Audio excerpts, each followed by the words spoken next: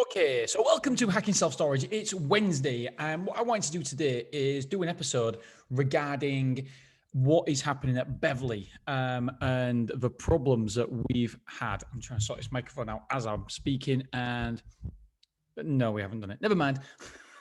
Right, so the problem what we've had in Beverly is it's my own fault. It's the podcast. It's the podcast gives me great leverage, and it shows lenders that I'm kind of in brackets an authority in this space. And I don't like the word authority or anything like that. It just I'm more known, and so it helps me when I'm funding for lenders and stuff. And people believe, especially private investors as well, that because I've got a podcast, then I must know what I'm doing and talking about in terms of self storage. And we all know that is not true, but it definitely helps. It definitely has some positives. However, it definitely has some negatives as well. In Friday's episode as well, I'm going to tell you about the microsite, which at this point is looking dead in the water. And I can't say that it's definitely because of this podcast, but I suspect it's got something to do with, but I'll tell all on Friday and we'll see. I'm going to record it on Thursday and we'll see exactly where we are. So this week, I'm trying to update you exactly where I am in my different projects. So Clough Road is going along nicely. That has to open, definitely will open this year. So that's that one. Stormore is doing fantastically well, as we have a figures updated every single week on here. And then we've got Beverly, and then we've got different places we're trying to open as well. So in terms of Beverly, I can't lie, I was absolutely devastated. I've got a small, short lease. This is the problem with short leases. It's a 5-year lease, is Beverly, and we're coming to the end of it in a year in December. So I don't have long left. So I wanted to, and by the way, this is, when I was negotiating this lease, I tried to get 10 years, and this is 5 years, 5 years ago. This is you learn all the time. And this is how naive I was 5 years ago. So I said, can we have 10 years? And he goes, and the agent said, Dean, it's a rolling contract. You don't need 5 years. You'll definitely be allowed to have another 5 years anyway. And, it's written in the contract, but you're allowed. And so there's no point going for a 10-year. It kind of handcuffs you to it, and it put me off it. And I was like, well, I suppose, okay, if it's not broke, don't fix it. It doesn't really matter. I'm like kicking myself now because, well, I'm not actually now anymore because of developments, but things always turn out for the better, or certainly, anyway, I'll get to that in a minute. So I only had a 5-year lease, which in itself is silly. If anybody is sitting on a short-term lease, then your business is worth no money. It's as simple as that. The business is worth no money. And you need to make sure that you have a long lease, if not a freehold. And so with the long lease, that then profits, not guaranteed, there's no profits guaranteed, but you're set in stone now for the rest of 20 years or whatever it is. But if you're under 5 years, then you're vulnerable. You are vulnerable, and you don't want to be in that position. And so that's where I found myself. The problem is that the landlord, hello, Mr. Landlord, I know has listened to this podcast. And I know, because I tell you how well storage is doing and how great storage is, that he's decided to set up in storage now against me, which is a quarter of a mile down the road. Now, in itself, I don't really have a problem with that. I don't have a problem with that at all. I think it's a little bit sneaky considering he's a landlord. However, it's business. And so I get it. I respect it. I appreciate it. There's not one single part of me that has any hard feelings at all whatsoever, because it's business. I completely get that. Would I do it to a tenant? No, but that doesn't mean that I don't believe that I don't have any ill feeling whatsoever.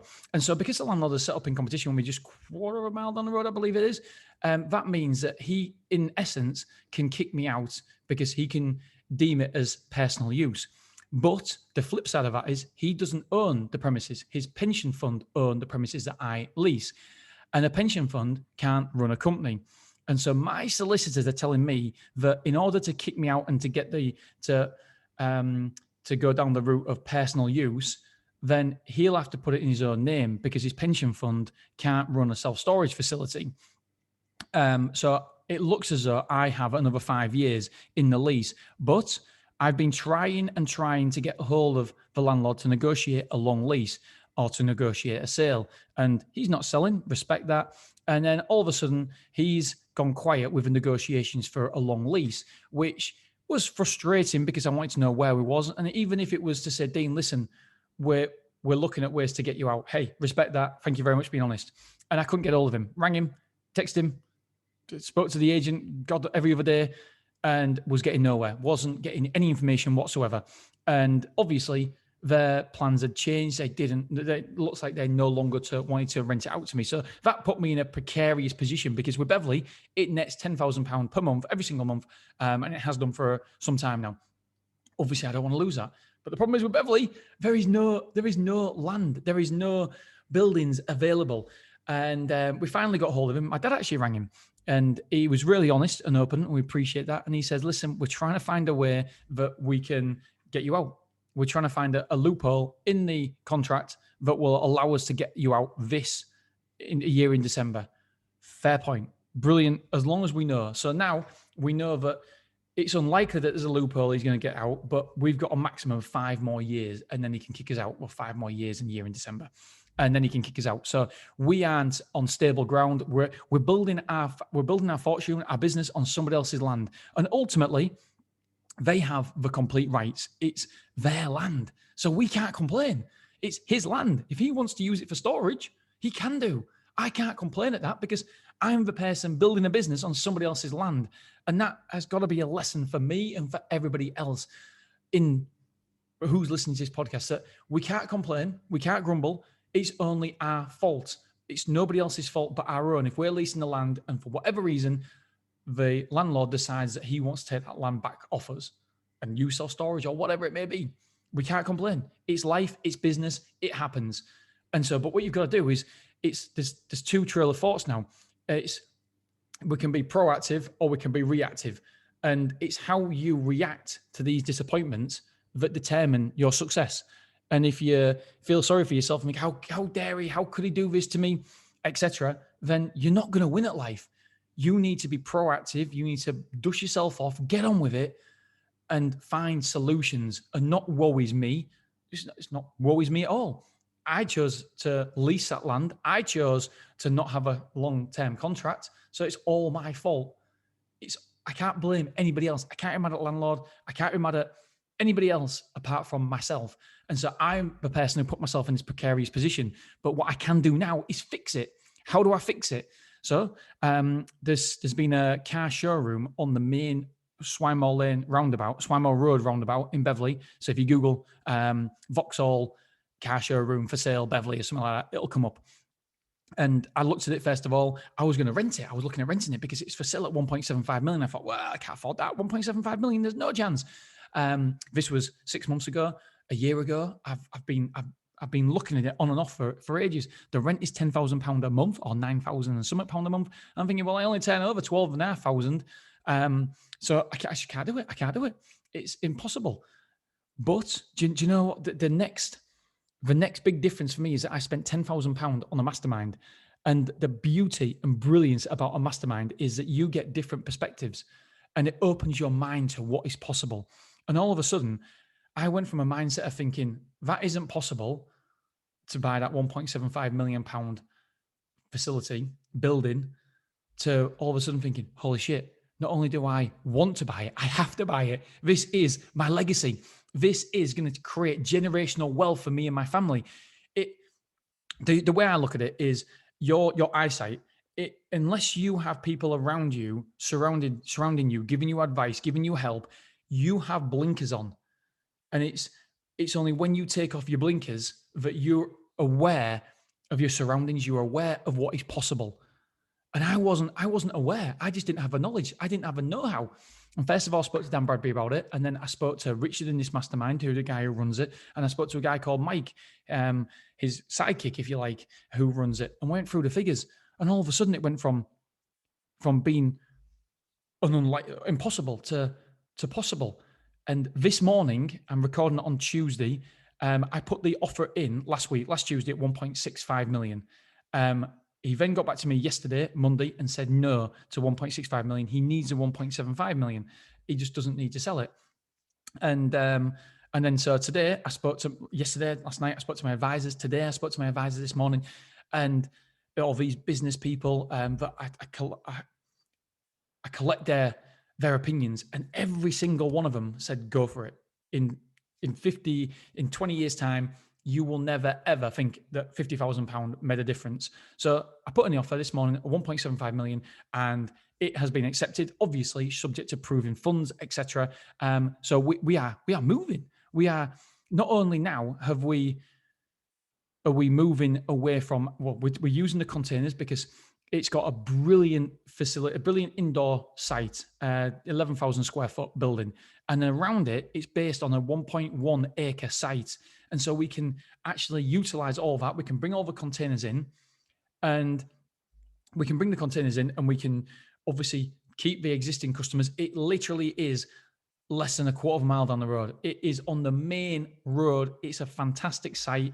It just means that Beverly store, we will be able to compete with anybody in Beverly, including Mr. Landlord, who inadvertently has stoked the fire and made me more aggressive, if you like, with the Beverly area. Now we're not only doing outdoor storage, which we've only got 2 units full. So we're currently at the second, we are, oops, no, 87 divided by 89. We are currently 97.7, so 98% full at Beverly. And we turn people away.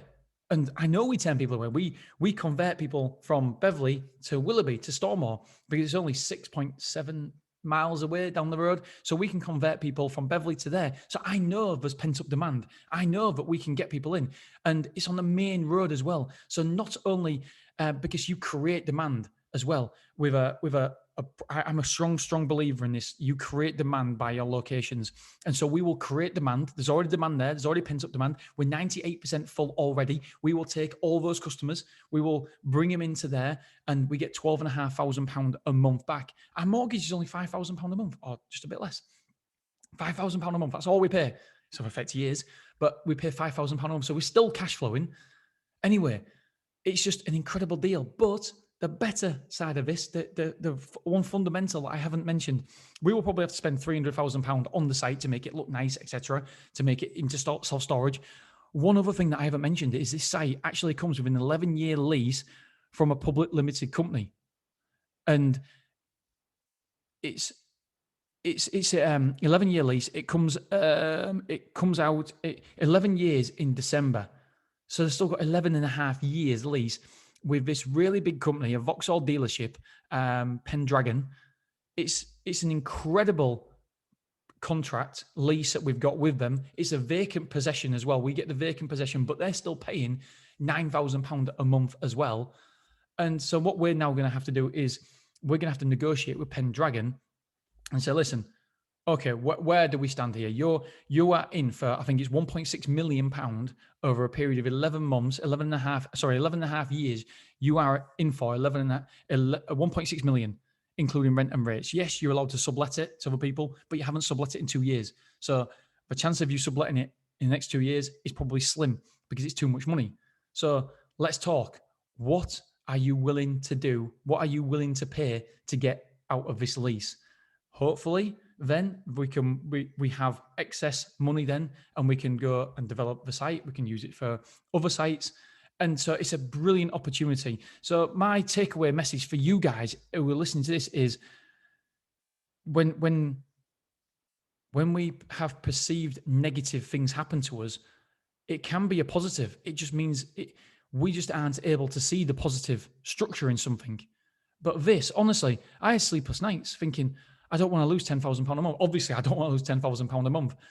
What can we do? There's no other sites coming available in Beverly. I need 0.6 of an acre to position all my external units. And I was thinking, well, I'm not going to be able to do it. I can't find anywhere. I looked at indoor facilities that I was going to put everybody indoor, but then what would I do with my units? And also I couldn't find the building as well. So there was many obstacles in my way, but the answer was staring me right in my face. I go down Swanmore Lane probably 2 or 3 times a week. I see that building 2 or 3 times a week, but I never saw it. I never saw it. It was hidden in plain sight. So what opportunities is hidden in your plain sight? There must be some. We've got to lift the veil. We have to look beyond the peripheral vision. And you've got to widen what we see. And the only way we do that is by seeking outside mentorship, because that's the only way we can see what we can't currently see. That's the only way we extend our vision. And if I wouldn't have gone on that course, I'd be still in the same situation now thinking, shit, I've got a year in December and I'm absolutely buggered. I mean, when I was talking about evaluating the company, I couldn't put anything down for Beverly because it was a year. It was only a lease for a year and a half. So there's no value in that lease whatsoever. And now I will have the freehold. I will have a freehold in Beverly on a fantastic road. We'll spend a lot of money on the site.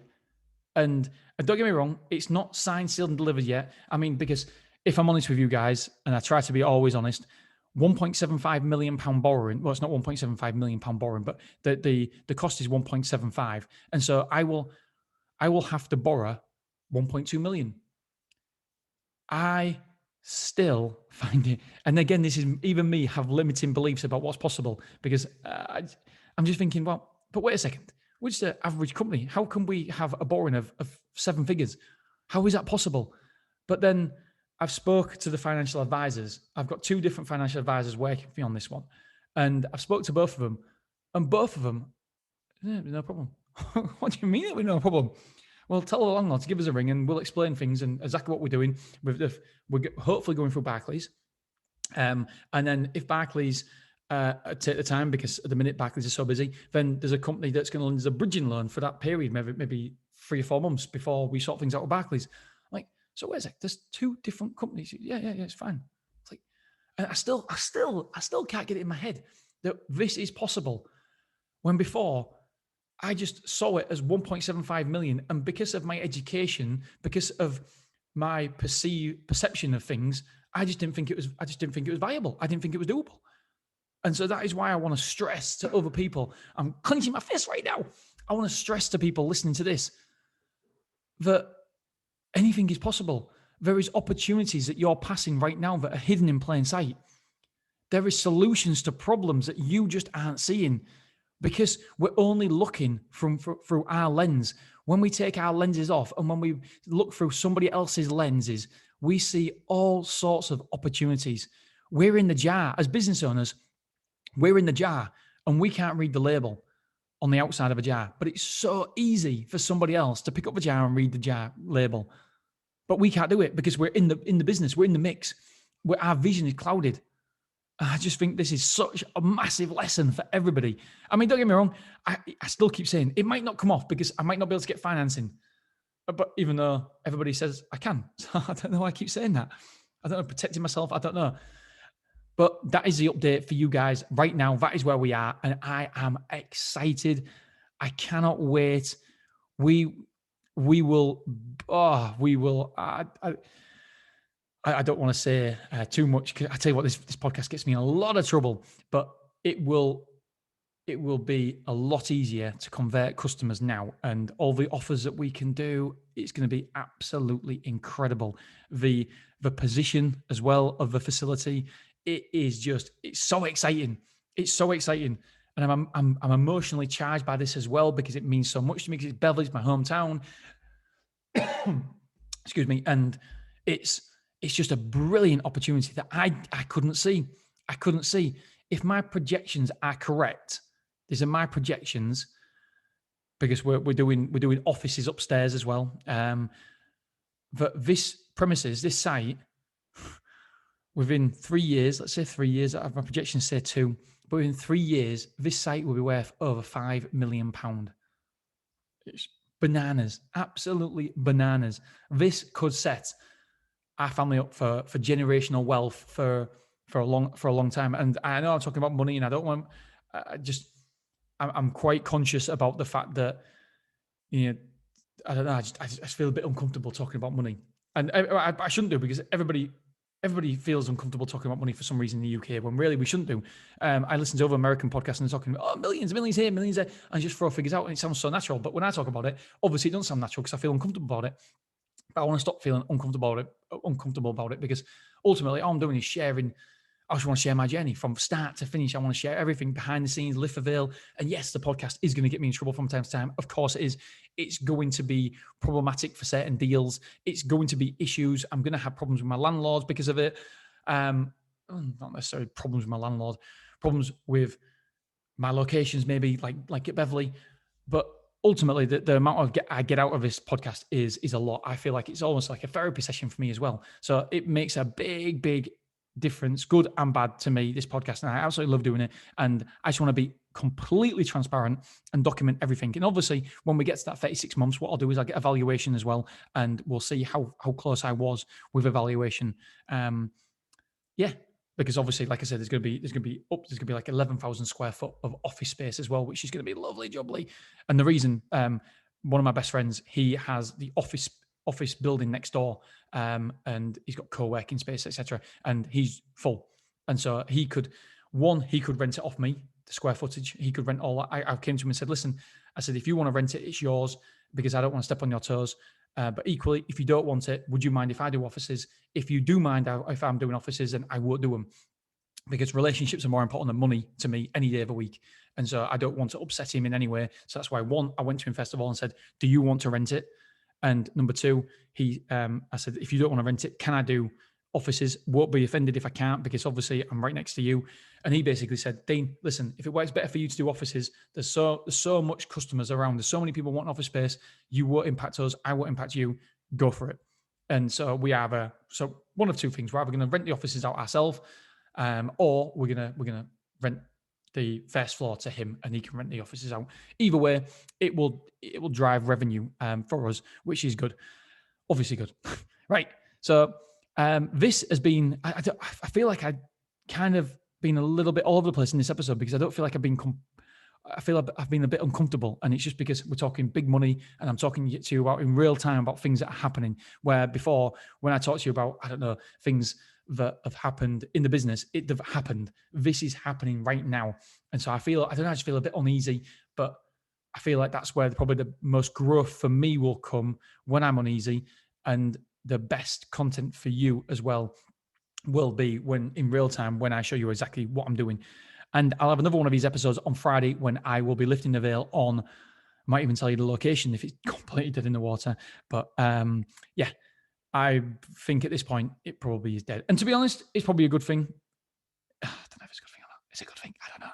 Maybe it's a good thing, because it just means that I'm not as tight for money with Beverly Development, because Beverly, obviously, £1.75 million purchase price, at least £300,000 on shop fit, etc. It's a £2 million project. I'm so excited. The reason why I like outside counsel as well is because if I stop doing everything now and just thought, do you know what I have, I hold, I'm happy with my life, I don't need to work that much to continue on with this lifestyle, I'm good. I know that I'm good right now financially for the rest of my life, but I'm not great.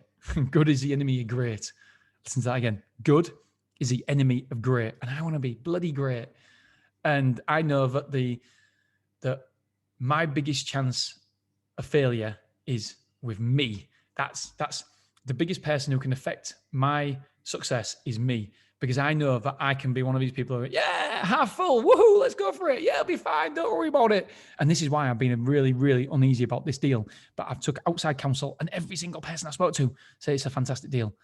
But I just obviously a little bit nervous. So that's why I've got to be a little bit careful. That's why I take outside counsel, because I know the only person who can screw up my life is me. And I know that I am more than capable of screwing up my life. And so that's why I need outside counsel to help me, mentors to help me navigate the choppy waters of entrepreneurship and going where I want to go. But if I want to go certain places equally, if I want to get to where I want to be, and equally, I've got to take risks, but it's got to be educated risks. It's got to be risks with a very limited downside. And that's where I need mentorship to help me through it. I can see other people's risks. Bloody hell. I've got two friends of mine who are looking at buying self-storages, and I've been helping them, assisting them. I can see their risks straight away, but I can't, obviously, inside the jar, you can't see your own risks very well. So that's where I am seeking outside counsel for. Okay, hopefully this has been a of some interest to you guys, remember that the solution to your problems could be right in front of you. And remember, if you can find mentorship, you must seek outside help, mentorship, because they will lift the curtain, they'll lift the veil, and they will be able to see and read that label that you can't read because you're inside of the jar. All right, my friends, thank you so much for listening. I will speak to you on Friday when hopefully I have a positive update. But at the minute, I think that it's gone. But that doesn't mean microsites aren't a winner. I will be definitely looking for microsites in the future. I think they're a massive, massive win. And I'm really, really excited by the potential of microsites. For me, I would love to be able to do 2 or 3 in a year. And that is definitely possible. That is definitely doable if we find the locations. So yeah, I'm super excited by just because one didn't work out, it doesn't mean that the concept is wrong. The concept is strong, the concept is right. And something that I'll update to you guys on Friday. All right, dudes, dudettes. Do you know what? I feel like I've got a little bit of a headache after doing this episode. I feel like it's been, I don't know, an honest podcast. I don't know. That's it. Honest podcast. Right, guys, girls, see you soon. Bye-bye.